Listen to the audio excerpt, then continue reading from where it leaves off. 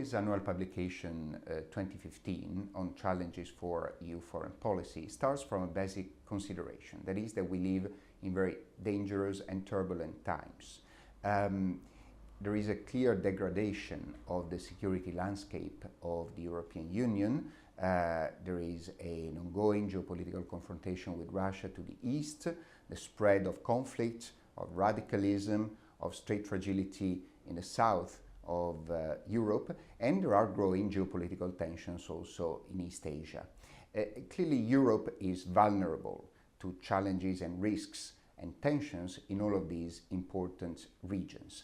And according to some, Europe would be in a worse position than other powers in dealing with these tensions and threats because it is not a traditional security actor, because it has a difficult decision-making process, because it is investing a lot on soft power.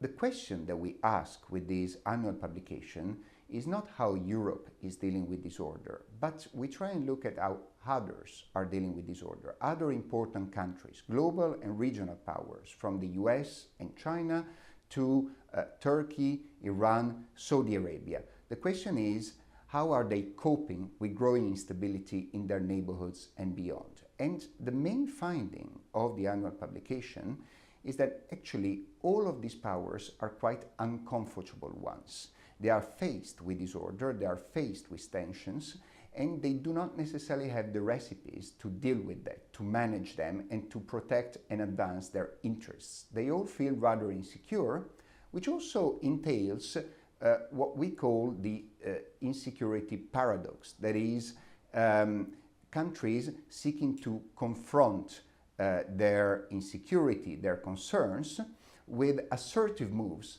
that actually in turn exacerbate their own very insecurity and the insecurity of others. The annual publication addresses the disorder management strategies of 9 important countries, global powers, the US, China, Russia, India, and important regional powers such as Kazakhstan, Iran, Saudi Arabia, Egypt, and Turkey.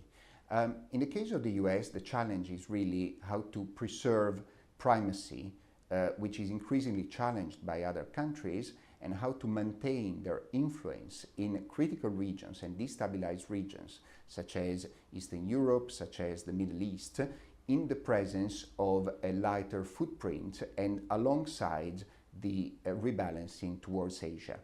In the case of Russia, there is a perception of challenge from the West to its power status, and Russia seems to think that the best defense is attack, with a very assertive policy towards Ukraine, with plans for regional integrations that are viewed with suspicion by its own neighbors. China has been less confrontational so far, has grown more assertive in the East and South China Sea, but like India, both countries, both the Asian giants, are very exposed to turmoil and disorder in the Middle East and also in Sub-Saharan Africa, because they are very dependent on the flows of energy and other commodities from these regions. And clearly, the countries that are in the very destabilized Middle East feel extremely uncomfortable, feel increasingly faced with challenges, including to the sustainability of their own internal regimes, and enter a sort of geopolitical competition, such as, for example, between Iran and Saudi Arabia, but lack long-term strategies to address their own insecurity. The European Union is in a difficult geopolitical situation. The main conclusion of this annual publication, though, is that it is certainly not the only important actor that feels under geopolitical stress. Most of the countries reviewed in this annual publication have an essentially regional outlook. They don't necessarily have many allies or many friends. They do not necessarily have long-term recipes to enhance international cooperation in addressing their own security challenges.